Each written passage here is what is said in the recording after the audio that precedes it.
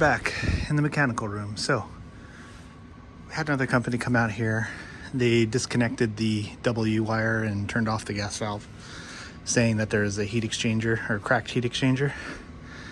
And didn't tell anybody, they just left it off. So anyway, I'm gonna go ahead and pull the heat exchanger, verify there's no cracks, put it back in, put it back together, and then put it back operating. Fortunately, this company has a bad reputation of saying there's cracked heat exchangers when there's not.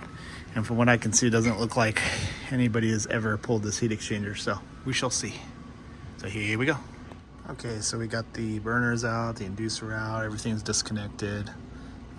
Still got a few more things to remove. Yeah, I had to take that off to get the two screws from the top, which were behind the panel. Thank you, Trane. And then I'm gonna move the run cap to the front. So there's the heat exchanger. So it is extremely dirty. Don't see any cracks yet, but we are gonna do a full inspection and see if we can find any. So, okay, so we do actually have cracks. Thank goodness. So there's one right there. I don't know if you can see that. And then, where's the other one? There's another one on another cell. We got one right there too. You can see that. So wow, there's actually cracks in the heat exchanger. Good for you, man. Actually had an honest tech. That's awesome. The only problem is he told the wrong people, so nothing ever happened with it. So we're gonna go ahead and see if we can find a heat exchanger for this thing. We're back on this one, so I'm just gonna go ahead and wipe everything down first. I was gonna pull the blower and clean it, but they told me not to because it's gonna take extra time. So, yeah. So that's why I'm not doing it. But I'm gonna definitely wipe this down because this is gross. Look at all that. Ugh. There's like a pile of it. Ugh. So we're gonna get this all wiped down, then we'll go ahead and pop the heat exchanger, reassemble the unit, cycle, and get on out. So we got to prep our unit, we got her clean. We're gonna go ahead and put some RTV, high temperature silicone, just on these back. It's only a 2-cell, so we're just gonna put it here. Just kind of acts as like a buffer, so it doesn't vibrate and make a bunch of noise. You can see there's already some on there from before, so I'm just gonna add some fresh stuff just to verify that we don't have any kind of vibration stuff going on. You just put a glop right there like that. All right, cool. Now we'll go ahead and pop our heat exchanger in there. Our heat exchanger is now in place. It looks like it comes with new gaskets, which is nice. So we'll definitely be reusing those because I ended up breaking a couple of them. So anyway, now we're gonna go ahead and put in the screws to secure it in place, and then we'll start reassembling. We need to remove the plate that goes over here from the old one, which is this guy right here. And we gotta pop that on there.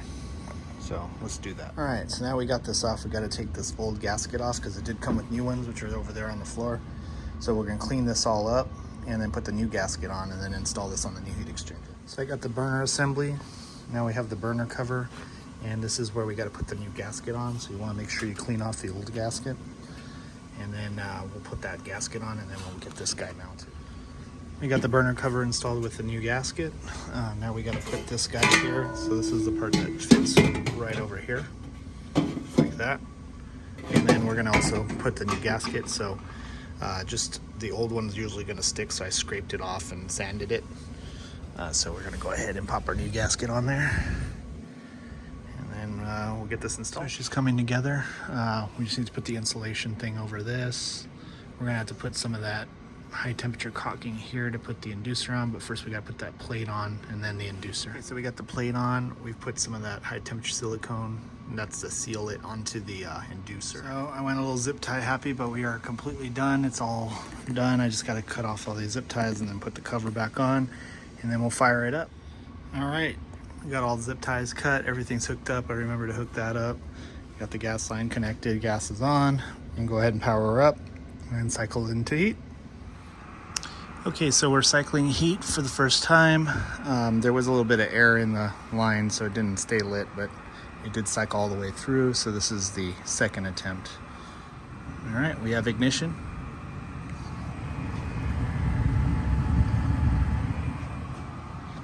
And now we'll just make sure that the blower comes on. And if you notice here, I relocated the capacitor to the outside so now it can be checked easily, since I had to take that all apart anyway because there were 2 screws through the top of the heat exchanger.